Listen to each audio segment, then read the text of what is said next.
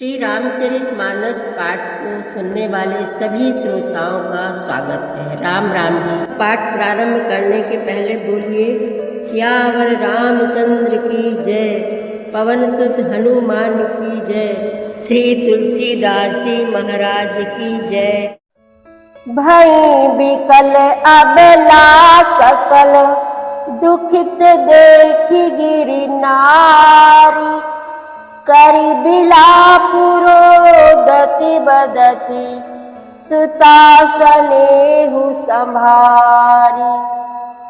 नारद कर मैं काह बिगारा, भवन मोर जिन बसत उजारा। अस उपदेशु उमहि जिन दीना, बौरे बरहि लागी तप कीना।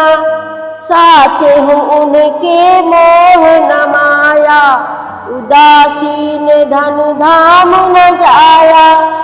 पर घर घालक लाज न भीरा, बांझ की जान प्रसव का पीरा। जननी बिकल बिलो की भवानी, बोली जुत विवेक मृदुबानी। अस विचारी सोचहु मति माता, सो न टरई जो रचई विधाता। करम लिखा जो बाउर नाहू, तो कत दोष लगाई काहू। तुम सन मिटही की विधि के अंका, मातु व्यर्थ जनि लेहु कलंका। जनि लेहु मातु कलंक करुणा, परिहरहु अवसर नहीं।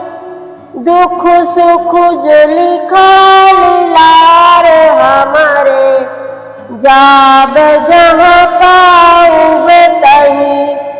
सुनी उमा बचन विनीत कोमल, सकल अबला सोचही।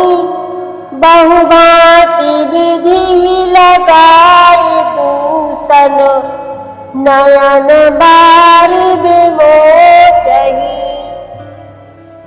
शिव जी की बारात हिमांचल जी के नगर में आ चुकी है।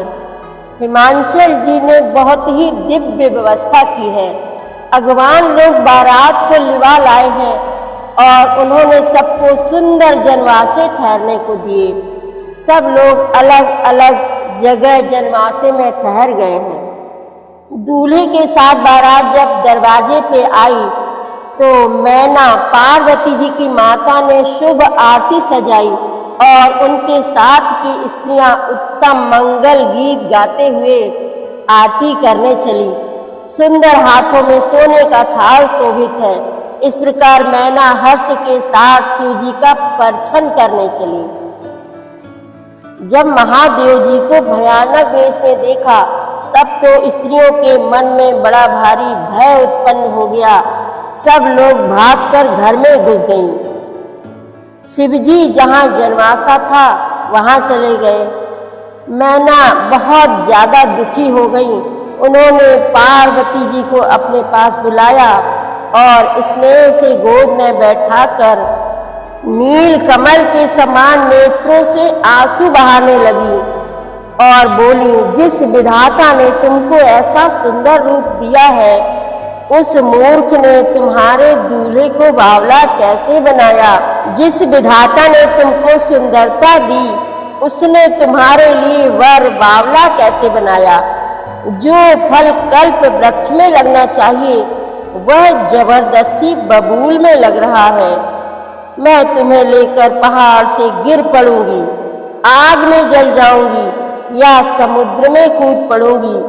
चाहे घर उजड़ जाए और संसार भर में अपकीर्ति फैल जाए, पर जीते जी मैं इस वर से तुम्हारा विवाह न करूंगी। हिमांचल की स्त्री मैना को दुखी देखकर सारी स्त्रियां व्याकुल हो गईं।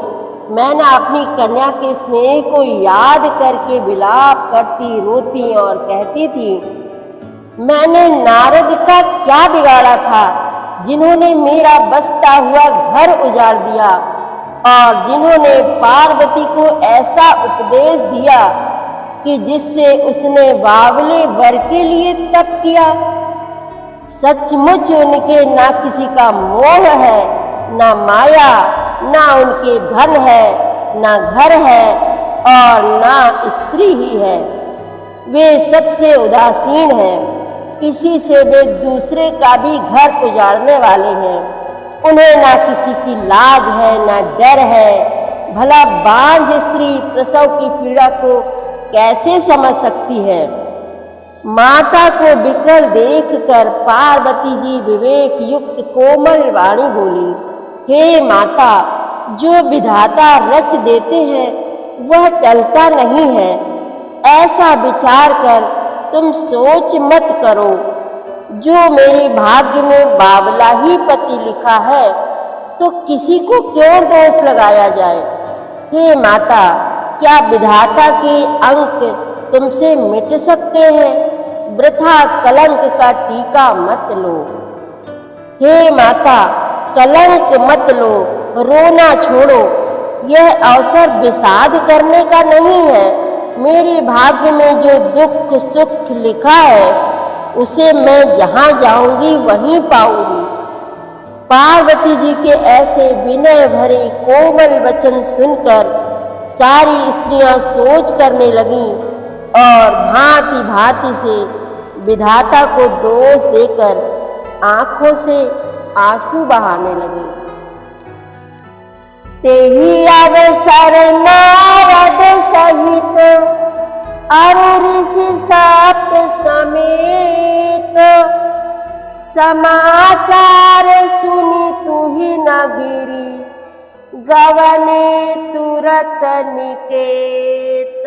सियावर रामचंद्र की जय, पवन सुत हनुमान की जय, श्री तुलसीदास जी महाराज की जय। प्रतिदिन श्री रामचरितमानस पाठ में शामिल होने के लिए हमारे चैनल अपनी विरासत को सब्सक्राइब कर लीजिए और घंटी का बटन भी दबा दीजिए, जिससे रोज़ सुबह 7 बजे आपके मोबाइल में एक दोहा रामायण पाठ का आ जाएगा। वीडियो को ज़्यादा से ज़्यादा शेयर करके इस नए काम में भागीदार बनिए। धन्यवाद।